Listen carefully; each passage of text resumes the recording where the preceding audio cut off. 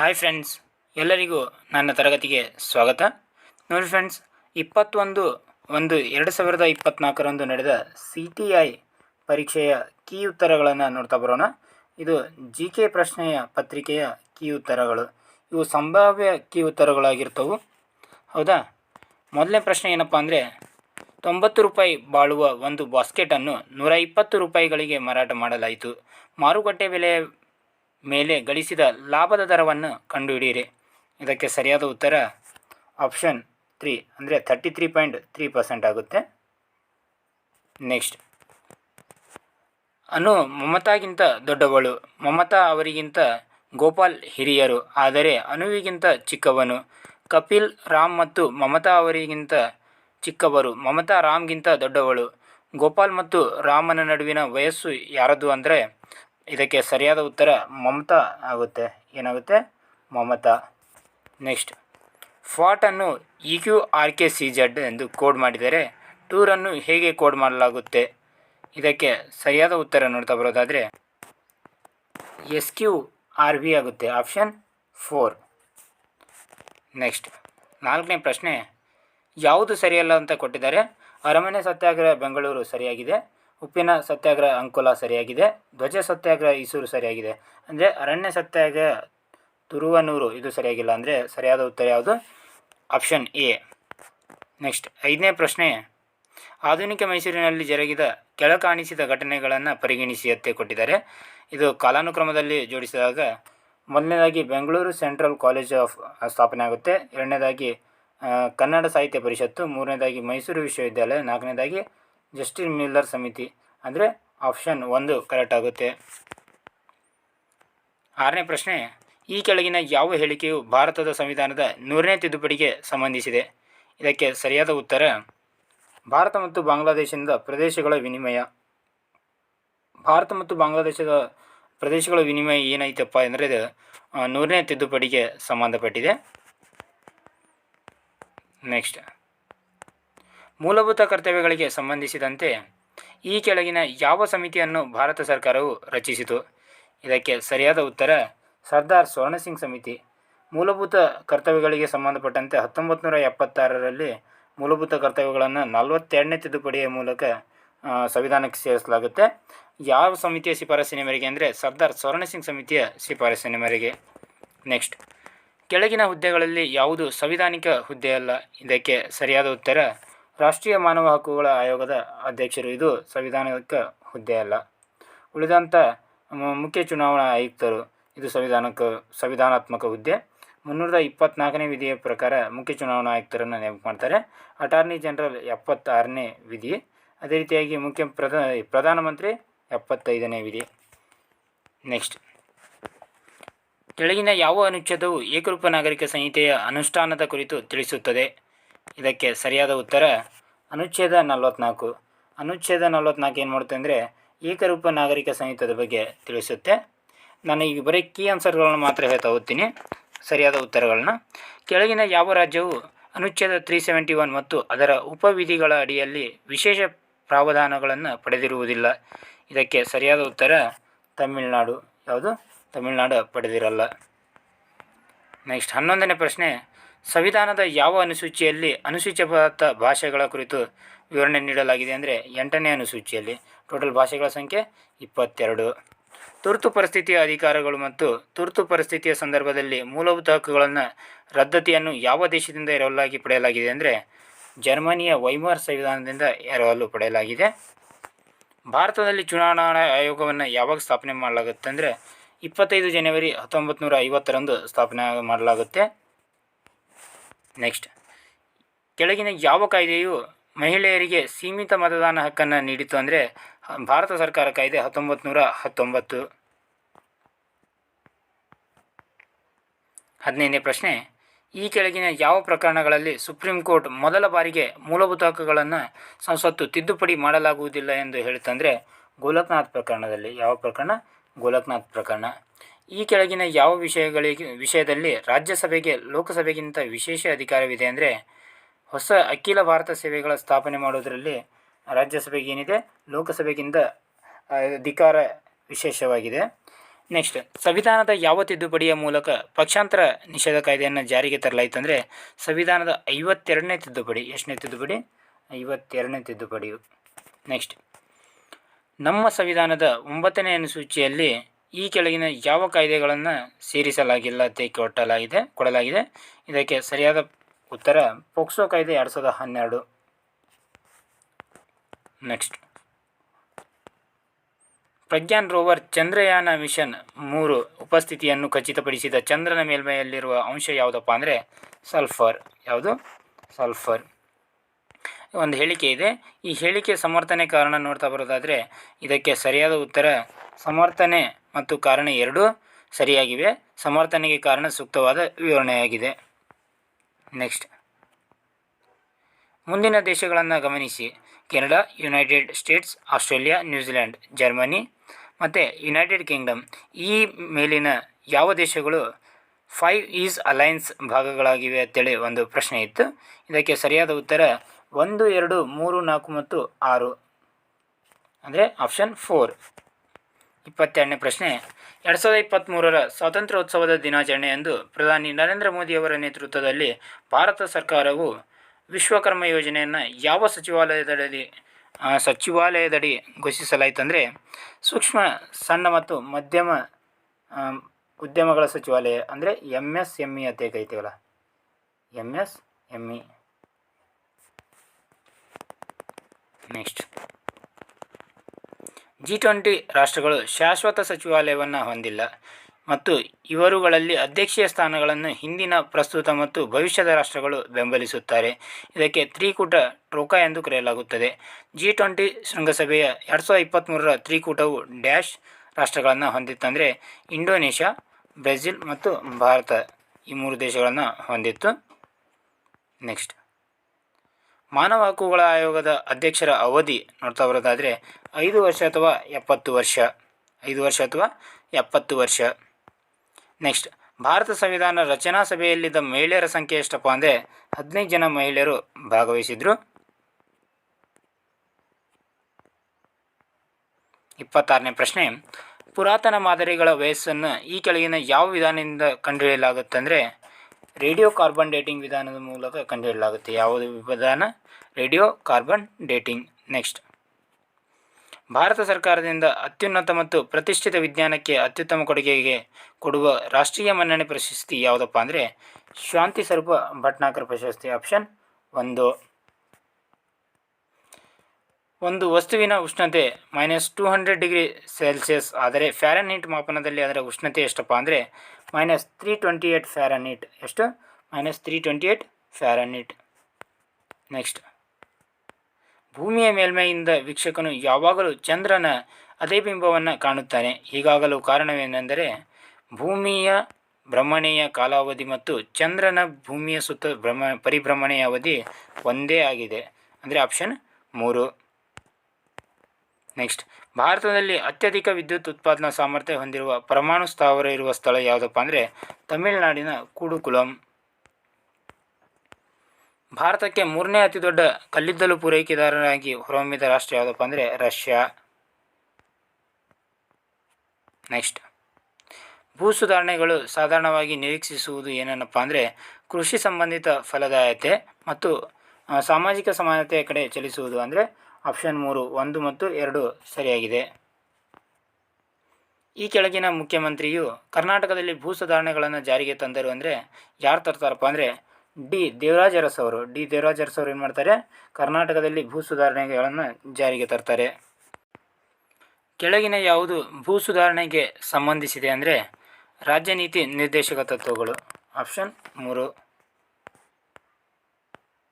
ಈ ಕೆಳಗಿನ ಯಾವುದು ಪಂಚಾಯತ್ ಜೊತೆಗೆ ಸಂಬಂಧಪಡುವುದಿಲ್ಲ ಅಂದರೆ ಸಂವಿಧಾನದ 74ನೇ ತಿದ್ದುಪಡಿ ಕಾಯ್ದೆ. ನೋಡಿ, ಪಂಚಾಯತಿಗೆ ಸಂಬಂಧಪಟ್ಟಿದ್ದು 73ನೇ ತಿದ್ದುಪಡಿ ಕಾಯ್ದೆ. ಯಾವುದು ತಪ್ಪಾಗಿದೆ ಅಂತ ಕೊಟ್ಟಿದ್ದಾರೆ. ಇಲ್ಲಿ ಸಂವಿಧಾನದ 74ನೇ ತಿದ್ದುಪಡಿ ಕಾಯ್ದೆ, ಇದು ತಪ್ಪಾಗಿದೆ. ನೆಕ್ಸ್ಟ್, ಜಿಲ್ಲಾ ಪಂಚಾಯತನ್ನು ಯಾರು ವಿಸರ್ಜಿಸ್ತಾರಪ್ಪ ಅಂದರೆ ರಾಜ್ಯ ಸರ್ಕಾರ ವಿಸರ್ಜಿಸುತ್ತೆ. ನೆಕ್ಸ್ಟ್, ವಿಜಯಪುರ ಬಳಿಯ ಆಲ್ಮಟ್ಟಿ ಡ್ಯಾಮನ್ನು ಈ ಕೆಳಗಿನ ಹೆಸರಿನಿಂದಲೂ ಕರೆಯಲಾಗುತ್ತೆ ಅಂದರೆ ಲಾಲ್ ಬಹದ್ದೂರ್ ಶಾಸ್ತ್ರಿ ಡ್ಯಾಮ್. ಏನಂತ ಕರೆಯಲಾಗುತ್ತೆ? ಲಾಲ್ ಬಹದ್ದೂರ್ ಶಾಸ್ತ್ರಿ ಡ್ಯಾಮ್. ನೆಕ್ಸ್ಟ್, ಸರಕು ಸೇವೆಗಳ ಸಾಮಾನ್ಯ ಬೆಲೆಗಳ ಸತತ ಇಳಿಕೆಯನ್ನು ಹೀಗೆ ಕರೆಯಲಾಗುತ್ತೆ ಅಂದರೆ ಅನಪ್ರಸರಣ ಅಂತ ಕರೆಯಲಾಗುತ್ತೆ. ಆಪ್ಷನ್ 3. ನೆಕ್ಸ್ಟ್, ಘರ್ಷಣಾತ್ಮಕ ನಿರುದ್ಯೋಗದ ವ್ಯಾಖ್ಯಾನವು. ಇದಕ್ಕೆ ಸರಿಯಾದ ಉತ್ತರ ಕಾರ್ಮಿಕರು ಕೆಲಸದ ಮಧ್ಯೆ ಅಲ್ಪಾವಧಿ ಚಲನೆಯಿಂದ, ಅಂದರೆ ಆಪ್ಷನ್ 4. ನೆಕ್ಸ್ಟ್, ಒಂದು ವೇಳೆ ಭಾರತೀಯ ರಿಸರ್ವ್ ಬ್ಯಾಂಕು ತನ್ನ ನಗದು ಮೀಸಲು ಅನುಪಾತವನ್ನು ಕಡಿಮೆ ಮಾಡಿದರೆ ಪತ್ತು ನಿರ್ಮಾಣ ಏನಾಗುತ್ತೆ ಅಂದರೆ ಹೆಚ್ಚಾಗುತ್ತೆ. ನೆಕ್ಸ್ಟ್, ಹಣದುಬ್ಬರದ ಅಂತರ ಪರಿಭಾವನೆಯನ್ನು ಕೊಟ್ಟವರು ಯಾರಪ್ಪ ಅಂದರೆ JM ಕೇನ್ಸ್. ಆಪ್ಷನ್ 2. ನೆಕ್ಸ್ಟ್, ಸಂದಾಯ ಬಾಕಿಯ ಸಮತೋಲನವನ್ನು ಸರಿಪಡಿಸಲು ಈ ಕೆಳಗಿನ ಯಾವ ಕ್ರಮವನ್ನು ಅಳವಡಿಸಿಕೊಳ್ಳಲಾಗುವುದು? ಇದಕ್ಕೆ ಸರಿಯಾದ ಉತ್ತರ ಹಣದ ಅಪಮೌಲ್ಯ. 2022-23 ಕೇಂದ್ರ ಮುಂಗಡ ಪತ್ರದ ಗಾತ್ರ ಎಷ್ಟಪ್ಪ ಅಂದರೆ ಟೋಟಲ್ ಇದು ಗ್ರೇಸ್ ಸಿಗುವಂಥ ಸಾಧ್ಯತೆ ಐತಿ. ಯಾಕಪ್ಪ ಅಂದರೆ 45 ಲಕ್ಷ ಐತದು. ಇಲ್ಲಿ ಆಪ್ಷನ್ನಲ್ಲಿ ಇಲ್ಲೇ ಇಲ್ಲ ಅದು. ಇಲ್ಲಿ ಏನಾಗುತ್ತೆ ಅಂದರೆ 41.45 ಲಕ್ಷ ಕೊಡ್ಬೋದು ಅವರು. ಹೌದಾ? ನೆಕ್ಸ್ಟ್, ಸ್ವಸಹಾಯ ಗುಂಪುಗಳ ಬಗ್ಗೆ ಈ ಕೆಳಗಿನವುಗಳಲ್ಲಿ ಯಾವುದು ನಿಜವಲ್ಲ ಅಂತೇಳಿದೆ. ಇದಕ್ಕೆ ಸರಿಯಾದ ಉತ್ತರ 1982ರಲ್ಲಿ ಪರಿಚಯಿಸಲಾಯಿತು. ಇದು ಸರಿಯಲ್ಲ. 1986ರಲ್ಲಿ ರಾಜೀವ್ ಗಾಂಧಿಯವರು ಪ್ರಜಾಪ್ರಭುತ್ವ ಮತ್ತು ಅಭಿವೃದ್ಧಿಗಾಗಿ ಪಂಚಾಯತ್ ರಾಜ್ ಸಂಸ್ಥೆಯ ಪುನರುಜ್ಜೀವನವನ್ನು ನೇಮಿಸಿದ ಸಮಿತಿ ಯಾವುದಪ್ಪ ಅಂದರೆ LM ಸಿಂಘ್ವಿ ಸಮಿತಿ. ನೆಕ್ಸ್ಟ್, ಕೆಳಗಿನವುಗಳಲ್ಲಿ ಯಾವುದು ಕರ್ನಾಟಕದ ಪಂಚಾಯತ್ಗಳಿಗೆ ನಿಧಿಯ ಮೂಲವಲ್ಲ ಅಂತಂದರೆ ರಾಷ್ಟ್ರೀಕೃತ ಬ್ಯಾಂಕುಗಳಿಂದ ಸಾಲ, ಇದು ಏನಿಲ್ಲ, ಪಂಚಾಯತ್ಗಳಿಗೆ ನಿಧಿಯ ಮೂಲವಲ್ಲ. ನೆಕ್ಸ್ಟ್, ಗ್ರಾಮೀಣ ರಸ್ತೆಗಳ ಸುಧಾರಣೆಗೆ ಮತ್ತು ನಿರ್ವಹಣೆಗೆ ಸಂಬಂಧಿಸಿದಂತೆ ಈ ಕೆಳಕಂಡ ಯಾವ ಯೋಜನೆಗಳು ಕಾರ್ಯನಿರ್ವಹಿಸುತ್ತವೆಯಪ್ಪ ಅಂದರೆ ಆಪ್ಷನ್ 2 ಆಗುತ್ತೆ ಇಲ್ಲಿ. ಅಂದರೆ 1, 2 ಮತ್ತು 3 ಸರಿಯಾದ ಉತ್ತರ ಆಗುತ್ತೆ. ನೆಕ್ಸ್ಟ್, ಪಟ್ಟಿ 1 ಮತ್ತು ಪಟ್ಟಿ 2 ಹೋಲಿಸಿ ಬರೆದಾಗ ಚಿನೂಕ್ ಅನ್ನೋದು USA ಸ್ಥಳೀಯ ಮಾರುತ. ಅದೇ ರೀತಿಯಾಗಿ ನೋಡ್ತಾ ಬರೋದಾದರೆ ಸಿರಾಕೋ ಎಂಬುದು ಆಫ್ರಿಕಾದ ಸ್ಥಳೀಯ ಮಾರುತ, ಬ್ರಿಕ್ ಫೀಲ್ಡರ್ ಎಂಬುದು ಆಸ್ಟ್ರೇಲಿಯಾದ ಸ್ಥಳೀಯ ಮಾರುತ, ಮಿಸ್ಟ್ರಾಲ್ ಎಂಬುದು ಯುರೋಪ್ನ ಸ್ಥಳೀಯ ಮಾರುತ. ಅಂದರೆ ಆಪ್ಷನ್ A ಸರಿಯಾದ ಉತ್ತರ ಆಗುತ್ತೆ. ನೆಕ್ಸ್ಟ್, ಈ ಕೆಳಕಂಡವುಗಳಲ್ಲಿ ಯಾವುದು ಬಹುತೇಕ ಗಮನಾರ್ಹವಲ್ಲದ ಸಮುದ್ರದಾಳದ ನಿಕ್ಷೇಪವಾಗಿದೆ ಅಂದರೆ ಕೆಂಪು ಕ್ಲೆ. ಯಾವುದು? ಕೆಂಪು ಕ್ಲೆ. ಈ ಕೆಳಗಿನವುಗಳಲ್ಲಿ ಯಾವುದು ಅಂತರಾಗ್ನಿ ಶಿಲೆ ಅಲ್ಲಪ್ಪ ಅಂದರೆ ಬಸಾಲ್ಟ್ ಅಗ್ನಿಶಿಲೆ. ಈ ಬಸಾಲ್ಟ್ ಅಗ್ನಿಶಿಲೆ ಅಂತರಾಗ್ನಿ ಶಿಲೆ ಅಲ್ಲ, ಇದೊಂದು ಬಹಿರಾಗ್ನಿ ಶಿಲೆಯಾಗಿದೆ. ನೆಕ್ಸ್ಟ್, ಪಟ್ಟಿ 1 ಮತ್ತು ಪಟ್ಟಿ 2 ಹೊಂದಿಸಿದಾಗ ಮರಳುಗಲ್ಲು ಕ್ವಾರ್ಟರ್ಸೈಟ್ ಆಗುತ್ತೆ. ಒಂದನೇದು ಆಪ್ಷನ್ 2 ಆಗುತ್ತೆ. ಹೌದಾ? ಸುಣ್ಣದ ಕಲ್ಲು ಅಮೃತ ಶಿಲೆ ಆಗುತ್ತೆ. ಕಲ್ಲಿದ್ದಲು ಗ್ರಾಫೈಟ್ ಆಗುತ್ತೆ. ಜೇಡಿ ಮಣ್ಣು ಶಿಷ್ಟ ಆಗುತ್ತೆ. ಅಂದರೆ A2 ಎಲ್ಲಿದೆ ನೋಡಬೇಕು. A2 ಒಂದೇ ಕಡೆ ಇದೆ. B3 ಎಲ್ಲಿದೆ ನೋಡಿ. ಆಪ್ಷನ್ 2 ಸರಿಯಾದ ಉತ್ತರ ಆಗುತ್ತೆ. ನೆಕ್ಸ್ಟ್, ಈ ಕೆಳಗಿನ ಯಾವ ಬೆಟ್ಟವು ಪೂರ್ವ ಮತ್ತು ಪಶ್ಚಿಮ ಘಟ್ಟಗಳಿಗೆ ಸಂಪರ್ಕ ಕೊಂಡಿಯಾಗಿದೆ? ಇದಕ್ಕೆ ಸರಿಯಾದ ಉತ್ತರ ನೀಲಗಿರಿ ಬೆಟ್ಟಗಳು. ನೆಕ್ಸ್ಟ್, ಕರ್ನಾಟಕ ಪ್ರಸ್ಥಭೂಮಿಯ 2 ಪ್ರಾಕೃತಿಕ ವಿಭಾಗಗಳೆಂದರೆ ಯಾವುದಪ್ಪ ಅಂದರೆ ಒಂದು ಮಲೆನಾಡು ಪ್ರದೇಶ, ಇನ್ನೊಂದು ಮೈದಾನ ಪ್ರದೇಶ. ನೋಡಿ ಫ್ರೆಂಡ್ಸ್, ಆಲ್ಮೋಸ್ಟ್ ನಾನೇನು ಪ್ರೀವಿಯಸ್ ಇಯರ್ ಕ್ವೆಶನ್ಸ್ ಕ್ಲಾಸಸ್ ಮತ್ತು ನಾನು ಗೌರ್ಮೆಂಟ್ ಬುಕ್ಸ್ನ ಏನು ಸರಣಿ ಡಿಸ್ಕಷನ್ ಮಾಡ್ತಾ ಇದ್ದೀನಲ್ಲ, ಅಲ್ಲಿರುವಂಥ 20ಕ್ಕಿಂತ ಹೆಚ್ಚು ಪ್ರಶ್ನೆಗಳು ಬಂದವು. 20ಕ್ಕಿಂತ ಹೆಚ್ಚು ಪ್ರಶ್ನೆಗಳು. ನೀವು ಬೇಕಾದರೂ ನಮ್ಮ ಕ್ಲಾಸ್ಗಳನ್ನು ನೋಡಿ ಈ ಕ್ವಶನ್ ಪೇಪರನ್ನು ನೋಡಿ, ನೀವು ಎರಡನ್ನು ಕಂಪೇರ್ ಮಾಡಿ ನೋಡಿ. 20ಕ್ಕಿಂತ ಹೆಚ್ಚು ಪ್ರಶ್ನೆಗಳು GK CTA GK ಕ್ವಶನ್ ಪೇಪರ್ನಲ್ಲಿ ಬಂದಿದ್ದು ನನ್ನ ಕ್ಲಾಸ್ನಿಂದನೇ. ಹೌದಾ? ಅದಕ್ಕಾಗಿ ನೀವೇನು ಮಾಡಿ, ಯಾವುದಕ್ಕೂ ನೆಗ್ಲೆಕ್ಟ್ ಮಾಡೋಕ್ಕೆ ಹೋಗಬೇಡಿ. ಪ್ರತಿಯೊಂದನ್ನು ಕೂಡ ನೀಟಾಗಿ ಕೇಳಿ ನೋಟ್ಸ್ ಮಾಡ್ಕೊಳ್ಳಿ. ಹೌದಾ? ನೆಕ್ಸ್ಟ್ ಏನಪ್ಪ ಅಂದರೆ ಪಟ್ಟಿ 1 ಮತ್ತು ಪಟ್ಟಿ 2 ಹೊಂದಿಸಿದಾಗ ನದಿಗಳ ಉಗಮ ಏನಿದೆ, ಇಲ್ಲಿ ನದಿಗಳ ಉಗಮ ಇದೆ. ನದಿಗಳ ಉಗಮದ ಬಗ್ಗೆ ನೋಡ್ತಾ ಬರೋದಾದರೆ ಇಲ್ಲಿ ನೋಡಿ, ಆಪ್ಷನ್ 2 ಸರಿಯಾದ ಉತ್ತರ ಆಗುತ್ತೆ. ಯಾವುದು? ಆಪ್ಷನ್ 2. ಯಾವ ರೀತಿಯಪ್ಪ ಅಂದರೆ ಸಿಂಗಿ ಕಂಬನ್ ಅನ್ನೋದು ಸಿಂಧು ನದಿಯ ಉಗಮ ಸ್ಥಾನ. ದೇವಪ್ರಯಾಗ್ ಎಂಬುದು ಇದು ಸಂಬಂಧಪಟ್ಟಿರೋದು ಯಾವುದಕ್ಕಪ್ಪ ಅಂದರೆ ಗಂಗಾ ನದಿಗೆ ಸಂಬಂಧಪಟ್ಟಿದೆ. ಅದೇ ರೀತಿಯಾಗಿ ನಾಮ್ಚಾ ಬರವಾ ಸಂಬಂಧಪಟ್ಟಿರೋದು ಬ್ರಹ್ಮಪುತ್ರ ನದಿಗೆ, ಮಹಾಬಲೇಶ್ವರ ಸಂಬಂಧಪಟ್ಟಿರೋದು ಕೃಷ್ಣಾ ನದಿಗೆ. ಅಂದರೆ ಆಪ್ಷನ್ 2 ಸರಿಯಾದ ಉತ್ತರ. ನೆಕ್ಸ್ಟ್,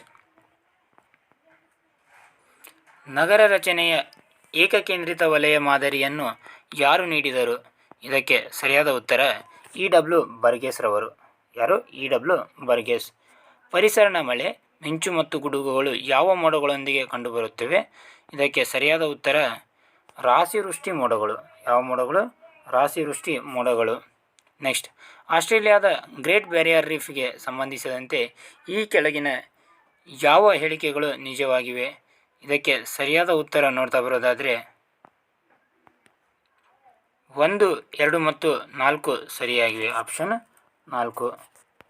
ನೆಕ್ಸ್ಟ್, ನೇತಾಜಿ ಸುಭಾಷ್ ಚಂದ್ರ ಬೋಸ್ ದ್ವೀಪ ಎಂದು ಹೊಸದಾಗಿ ಹೆಸರಿಸಲಾದ ಅಂಡಮಾನ್ ದ್ವೀಪದ ಒಂದು ದ್ವೀಪವನ್ನು ಹಿಂದೆ ಏನೆಂದು ಕರೆಯಲಾಗುತ್ತಿತ್ತು? ಅಂದರೆ ರಾಸ್ ದ್ವೀಪ ಎಂದು ಕರೆಯಲಾಗುತ್ತಿತ್ತು. ಏನಂತ? ರಾಸ್ ದ್ವೀಪ. ನೆಕ್ಸ್ಟ್, ಡ್ಯಾಶ್ ಮೂಲಕ ಕೈಗಾರಿಕಾ ಸೂಚ್ಯಂಕ IIPಯನ್ನು ಸಂಗ್ರಹಿಸಲಾಯಿತು ಮತ್ತು ಮುದ್ರಿಸಲಾಯಿತು. ಇದಕ್ಕೆ ಸರಿಯಾದ ಉತ್ತರ ಕೇಂದ್ರೀಯ ಅಂಕಿಸಂಖ್ಯಾ ಕಚೇರಿ ಅಂದರೆ CSO. ನೆಕ್ಸ್ಟ್, ನೈಸರ್ಗಿಕ ಕೃಷಿಯ ಶೂನ್ಯ ಆಯವ್ಯಯದ ಮುಖ್ಯ ಉದ್ದೇಶವೇನಪ್ಪ ಅಂದರೆ ರಾಸಾಯನಿಕ ಕೀಟನಾಶಕಗಳನ್ನು ನಿರ್ಮೂಲನೆ ಮಾಡುವುದು ಮತ್ತು ಉತ್ತಮ ಫಸಲಿನ ಕಾರ್ಯಗಳನ್ನು ಪ್ರೋತ್ಸಾಹಿಸುವುದು. ಆಪ್ಷನ್ 2. ನೆಕ್ಸ್ಟ್,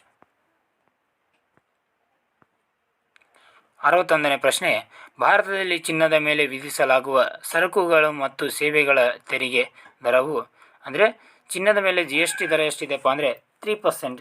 ಕೊಳಿದ ಕ್ವಶನ್, ಚಿನ್ನದ ಮೇಲೆ GST ದರ ಎಷ್ಟು ಪರ್ಸೆಂಟ್? 3%. ಆರ್ಥಿಕ ಹೊಣೆಗಾರಿಕೆಯ ಆಯವ್ಯಯ ನಿರ್ವಹಣೆ FRBMನ ಅಧಿನಿಯಮ 2003ರ ಗುರಿ ಏನಪ್ಪ ಅಂದರೆ ವಿತ್ತೀಯ ಕೊರತೆ ಮತ್ತು ಆದಾಯ ಕೊರತೆಗಳನ್ನು ತಗ್ಗಿಸುವುದು. ನೆಕ್ಸ್ಟ್, ಯಾವ ರಾಷ್ಟ್ರದ ವರ್ಲ್ಡ್ ಪ್ರೆಸ್ ಫ್ರೀಡಮ್ ದರ್ಜೆಯ ಅಡಿಯಲ್ಲಿ ಮೊದಲ ದರ್ಜೆಯನ್ನು ಹೊಂದಿದೆ ಅಂದರೆ ನಾರ್ವೆ. ವರ್ಲ್ಡ್ ಪ್ರೆಸ್ ಫ್ರೀಡಮ್ನಲ್ಲಿ ಫಸ್ಟ್ ಸ್ಥಾನ ಯಾವುದೈತಿ? ನಾರ್ವೆ ಐತಿ. ನೆಕ್ಸ್ಟ್, ಸಮಾಜ ಸರಕುಗಳ ಗುಣವೈಶಿಷ್ಟ್ಯತೆಗಳು. ಇದಕ್ಕೆ ಸರಿಯಾದ ಉತ್ತರ ಆಪ್ಷನ್ 2, 3 ಮತ್ತು 4. ಆಪ್ಷನ್ 3 ಮತ್ತು 4 ಸರಿಯಾದ ಉತ್ತರ. ನೆಕ್ಸ್ಟ್, ಸಹಕಾರ ಸಂಘಗಳ ಕಾಯ್ದೆ 1904ರ ಅಡಿಯಲ್ಲಿ ನೋಂದಾಯಿಸಲಾದ ಮೊದಲ ಸಹಕಾರ ಸಂಘ ಯಾವುದು ಮತ್ತು ಅದನ್ನು ಯಾವ ವರ್ಷದಲ್ಲಿ ನೋಂದಾಯಿಸಲಾಯಿತು? ಇದಕ್ಕೆ ಸರಿಯಾದ ಉತ್ತರ ಕೃಷಿ ಶಾಲಾ ಸಹಕಾರ ಸಂಘ 1905. ನೆಕ್ಸ್ಟ್, 2021-22ನೇ ಹೋಲಿಸಿದಂತೆ 2022-23ರಲ್ಲಿನ ಕರ್ನಾಟಕ ರಾಜ್ಯದ ಒಟ್ಟು ರಾಜ್ಯದ ಆಂತರಿಕ ಉತ್ಪನ್ನದ ವಲಯವಾರು ಸಂಯೋಜನೆ ಈ ಕೆಳಗಿನಂತಿದೆ. ಇದಕ್ಕೆ ಸರಿಯಾದ ಉತ್ತರ ಆಪ್ಷನ್ 2 ಮತ್ತು 2 ಮತ್ತು 4 ಅಂದರೆ ಆಪ್ಷನ್ 4 ಸರಿಯಾದ ಉತ್ತರ ಆಗುತ್ತೆ. ನೆಕ್ಸ್ಟ್, ಮಾಂಟ್ರಿಯಲ್ ಪ್ರೋಟೋಕಾಲ್ ಈ ಕೆಳಗಿನ ಯಾವುದಕ್ಕೆ ಸಂಬಂಧಿಸಿದೆ? ಇದಕ್ಕೆ ಸರಿಯಾದ ಉತ್ತರ ಓಝೋನ್ ಪದರ ಕ್ಷೀಣಿಸುವಿಕೆ.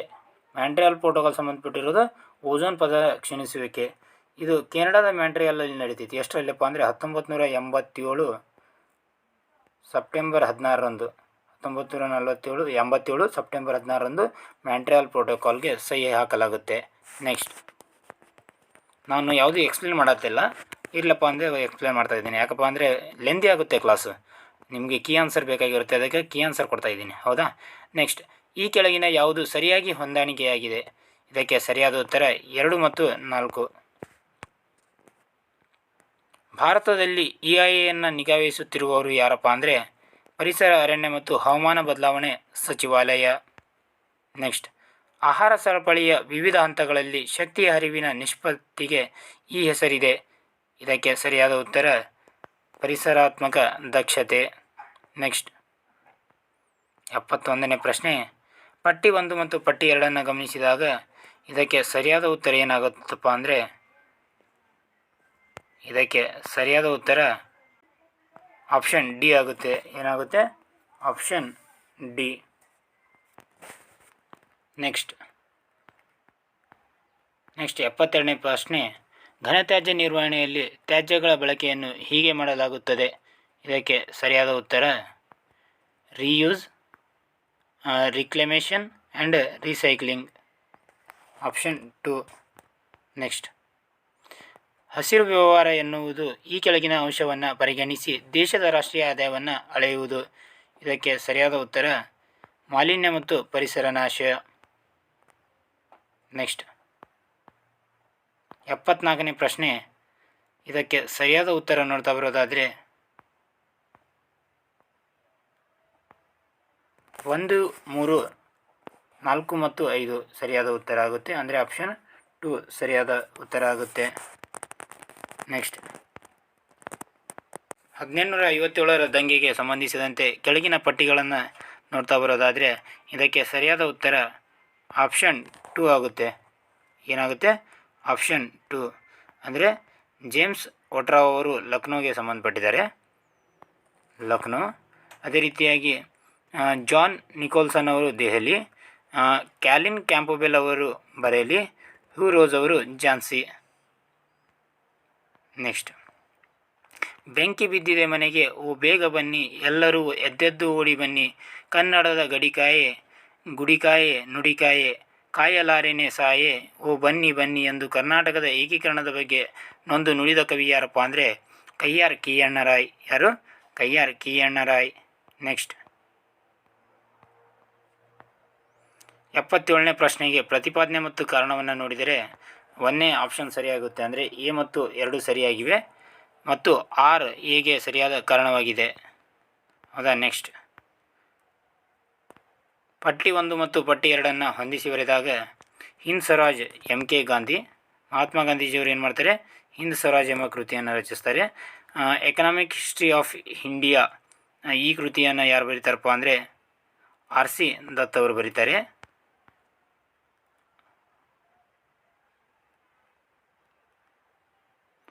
Next, political economy of indirected rule in Mysore ಇದನ್ನು ಬರೆದವರು ಜಾನ್ ಹೆಟ್ನೆ. ಅದೇ ರೀತಿಯಾಗಿ ಪ್ಲ್ಯಾಂಡ್ ಎಕನಾಮಿ ಫಾರ್ ಇಂಡಿಯಾ ಇದನ್ನು ಬರೆದವರು ಸರ್ ಎಂ ವಿಶ್ವೇಶ್ವರಯ್ಯ. ಅಂದರೆ ಆನ್ಸರ್ ಏನಾಗುತ್ತೆ?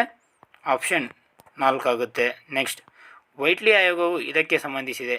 ಇದಕ್ಕೆ ಸರಿಯಾದ ಉತ್ತರ ಕಾರ್ಮಿಕ. ವೈಟ್ಲಿ ಆಯೋಗ ಯಾವುದಕ್ಕೆ ಸಂಬಂಧಪಟ್ಟಿದೆ? ಕಾರ್ಮಿಕ.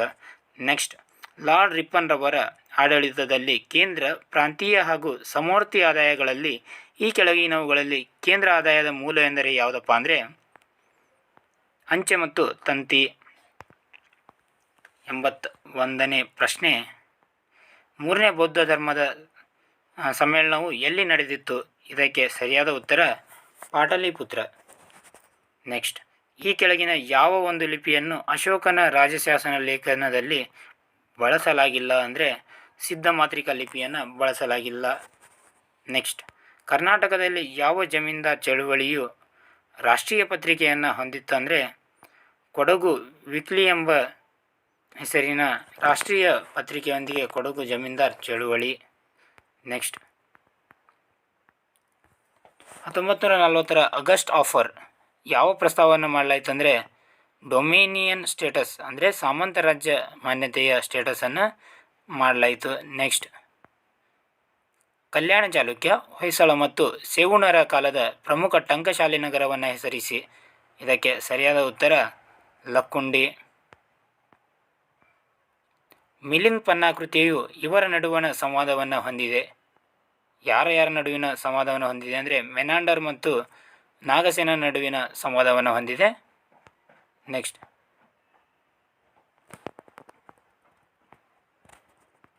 ಕೃಷಿಯ ಬಗ್ಗೆ ಈ ಕಾಲದ ಜನರಿಗೆ ಜ್ಞಾನವಿತ್ತು. ಇದಕ್ಕೆ ಸರಿಯಾದ ಉತ್ತರ ನವಶಿಲಾಯುಗ. ನೆಕ್ಸ್ಟ್,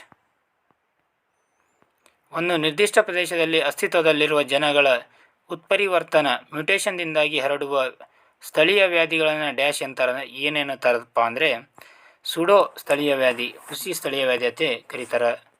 ನೆಕ್ಸ್ಟ್, ಹೆಚ್ಚಿನ ಅಂಶದ ಸುಣ್ಣ ಮತ್ತು ಕ್ಷಾರಗಳಿಂದಾಗಿ 89ನೇ ಪ್ರಶ್ನೆಗೆ ಸರಿಯಾದ ಉತ್ತರ ಬೀಚ್ ಕಾಡುಗಳು. ಯಾವ ಕಾಡುಗಳು? ಬೀಚ್ ಕಾಡುಗಳು. 90ನೇ ಪ್ರಶ್ನೆ. US ವ್ಯವಸಾಯ ಇಲಾಖೆ ಮತ್ತು WR ಗ್ರೇಸ್ದಿಂದ 1992ರಲ್ಲಿ ಭಾರತದ ಬೇವಿನ ಎಣ್ಣೆ ಬೀಜದ ಸ್ವಾಮಿತ್ವವನ್ನು ಪಡೆದಿರುವುದು ಡ್ಯಾಶ್ಗೆ ಸಂಬಂಧಿಸಿದೆ. ಅಂದರೆ ಜೈವಿಕ ಸ್ವಾಮ್ಯಚರ್ಯಕ್ಕೆ ಸಂಬಂಧಿಸಿದೆ. ನೆಕ್ಸ್ಟ್, ಒಂದು ವಿಧದ ಸಸ್ಯ ಸಂಕುಲವನ್ನು ನಿಧಾನವಾಗಿ ಮತ್ತೊಂದು ಸಸ್ಯ ಸಂಕುಲವನ್ನಾಗಿಸುವುದನ್ನು ಡ್ಯಾಶ್ ಅಂತಾರಪ್ಪ ಅಂದರೆ ಇದನ್ನೇ ಪ್ರಭೇದ ವೈವಿಧ್ಯತೆ ಅಂತಾರೆ. ಏನಂತಾರೆ? ಪ್ರಭೇದ ವೈವಿಧ್ಯತೆ. ನೆಕ್ಸ್ಟ್, ಮಣ್ಣಿನ ಸಾವಯವ ಮತ್ತು ಮೇಲ್ಮೈ ನಿಕ್ಷಾಲನ ಪದರವನ್ನು ಡ್ಯಾಶ್ ಎನ್ನುತ್ತಾರೆ ಅಂದರೆ ಎಪಿಪೆಡಾನ್ ಅಂತಾರೆ. ಏನಂತಾರೆ? ಎಪಿಪೆಡಾನ್. ನೆಕ್ಸ್ಟ್, ಖಂಡಗಳ ಅಲೆತ ಕಾಂಟಿನೆಂಟಲ್ ಡ್ರಿಫ್ಟ್ ಥಿಯರಿ ಅಂತ ಕರೀತಾರೆ ಇದನ್ನು ಇಂಗ್ಲೀಷ್ನಲ್ಲಿ. ಇದನ್ನು ಯಾರು ಪ್ರತಿಪಾದಿಸ್ತಾರಪ್ಪ ಅಂದರೆ ಆಲ್ಫ್ರೆಡ್ ವೆಗ್ನರ್ ಅವರು ಪ್ರತಿಪಾದಿಸ್ತಾರೆ. ನೆಕ್ಸ್ಟ್, ಗಸ್ತು ಅಂದರೆ ಏನಪ್ಪ ಅಂದರೆ ಭದ್ರತೆ. ಅದೇ ರೀತಿಯಾಗಿ ವಿಮೆ ಅಂದರೆ ಅಪಾಯ ರಕ್ಷಣೆ. 95ನೇ ಪ್ರಶ್ನೆ ಮೆಂಟಲ್ ಎಬಿಲಿಟಿ ಇದೆ. ಇದಕ್ಕೆ ಸರಿಯಾದ ಉತ್ತರ 20,000 ಮತ್ತು 30,000 ಆಪ್ಷನ್ ಎ ಆಗುತ್ತೆ. ನೆಕ್ಸ್ಟ್, 96ನೇ ಪ್ರಶ್ನೆ. ಇದಕ್ಕೆ ಸರಿಯಾದ ಉತ್ತರ ಮೇಲಿನ ಯಾವುದೂ ಅಲ್ಲ. 97ನೇ ಪ್ರಶ್ನೆ ಯಾವುದಪ್ಪ ಅಂದರೆ 1728 ಆಗುತ್ತೆ. ಎಷ್ಟಾಗುತ್ತೆ? 1728 ಆಪ್ಷನ್ 3. ನೆಕ್ಸ್ಟ್, 98ನೇ ಪ್ರಶ್ನೆಗೆ ಸರಿಯಾದ ಉತ್ತರ 5:20 PM. 99ನೇ ಪ್ರಶ್ನೆ ಸೋದರ ಮಾವ ಸರಿಯಾದ ಉತ್ತರ ಆಗುತ್ತೆ. ಯಾವುದು? ಸೋದರ ಮಾವ. 100ನೇ ಪ್ರಶ್ನೆ ಟಿ ಸರಿಯಾದ ಉತ್ತರ ಆಗುತ್ತೆ. ಏನು? ಟಿ. ಇದಿಷ್ಟೇನಾಗಿತ್ತಪ್ಪ ಅಂದರೆ CTI GK ಪ್ರಶ್ನೆ ಪತ್ರಿಕೆಯ ಸಂಭಾವ್ಯ ಕೀ ಉತ್ತರ ಆಗಿತ್ತು. ಇದೇ ರೀತಿಯಾಗಿ ಬೇರೆ ಬೇರೆ ಕ್ಲಾಸ್ಗಳಿಗಾಗಿ ನಮ್ಮ ಚಾನಲನ್ನು ಸಬ್ಸ್ಕ್ರೈಬ್ ಮಾಡ್ಕೊಳ್ಳಿ. ಧನ್ಯವಾದಗಳು.